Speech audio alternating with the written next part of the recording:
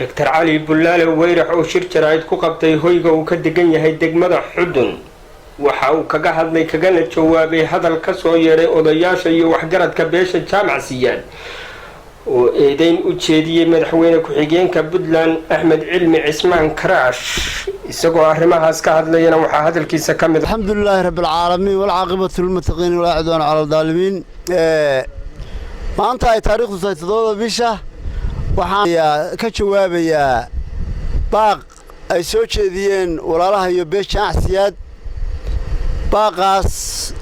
waxa jiray markaan leeyahay baaq baan ka jawaabayaa laba baaq baa jiray baaq wuxuu ahaa waxay kaga hadlayeen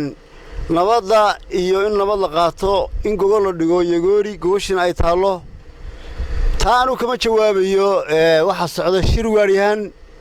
ilaa iyo heer garaad waxa ka jawaabaya taa odayaasha iyo shirka looga fadhiyo dibshabeel waxaan ka jawaabayaa anigu haddaanay Cali Bulaale baaq maalin dhaweyto ka soo baxay magaalada Laascaanood baaqaas wuxuu ahaa baaqi ka dambeeyay waxay kaga hadlayeen beesha jaamacsiyaad wiil aynu ogeyn oo ku xidhnaa Qardho oo jeelka ka baxsaday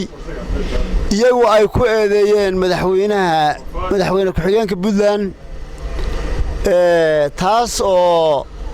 sida loo yahay caalamka meel kasta dal kasta xilli kasta qof maxbuusa oo dambi ku jira uu baxsado caalamka oo dhan ay ka dhacdo oo aanu ahayn qof ugu horeeyay laakiin iyagu ay ku eedeeyeen walaalahayo in laga dambeeyay taa waxaan leeyahay wax ka jira ma jiraan madaxweynuhu arrinta kamana dambeyn mana oga ilaahay baa ka faraganay jeelkii al-shabaab baa baxsata maadhar baa baxsada qof dee meel ugu xidhan dildee hadduu baxsado waa xaalata dee ilaahay baa ka faraganay iimkaygu maaha inaan ka hadlo yacni hebel baa ka dambeeyey oo hebel kama dambeyn waa ka fog yahay hadalkaygu intaa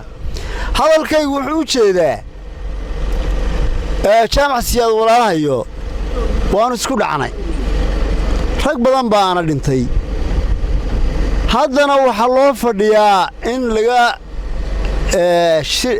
maxamuud garaad ama siyaad maxamuud dhiiggiisa sidii loo kala baajin lahaa oo aan wixii dhacay wax dambe uga sii daba tageen iimkaan u soo galo saxaafadda u qabtay waxay tahay halkan ragga ka hadlayo oo beesha jaamacsiyaad sheegtay waxaan leeyahay bal waxaad isla qoorataan laba hadal dad walaalaabaynu nahay wax way dhaceen wixii dhacay way dhaceen waxaan doonayaa inay isla qoortaan wiilka ilaahay ku sababay oo 5 sano ka hor kiiskii dhacay waxay maanta saxaafaddu soo fadhiisteen iyagoo walaalahayo inay kiiskaas aad u daba joogaan wayna ka samri waayeen haddii uu baxsaday wiilkii hadda waxaan doonayaa inay isla qoortaan annana 20 nin baa ragga halkaa ka hadlayey ku maqan 20 nin baa ku maqan bal hadda waxaan doonaynaa walaalayaal idinna waxaad rabtaan 20 inaanu ka samirno idinna waxaad ka samri la'diin wiil yar waxa la yidhi bare iyo barbar weyne baab ma wada hayaan bare iyo barbar weyne baab ma wada hayaane waxaan maanta u hadlay bal hadda waxaad isla eegtaan idinkoo qabiilah oo walaalahayaa oo nabadii la wado oo la doonaya inaan wixii dhacayaan wax lagu darin baa intaas saxaafad soo fadhiisataan wiil yar ka hadasheen oo tiraadeen wiilkii madaxweynaha sii daayey kanaa sii daayey bal hadda waxaad isla qoorataan 20 nin baa doonaysaan in laydinkaga samro marka aad isla qoorataan labadaa ayay inoo ahaanaysaa وانا سلاميا عيد الله على عيد باقي سجادنا بل هذا الكادو يشوا وفير سبع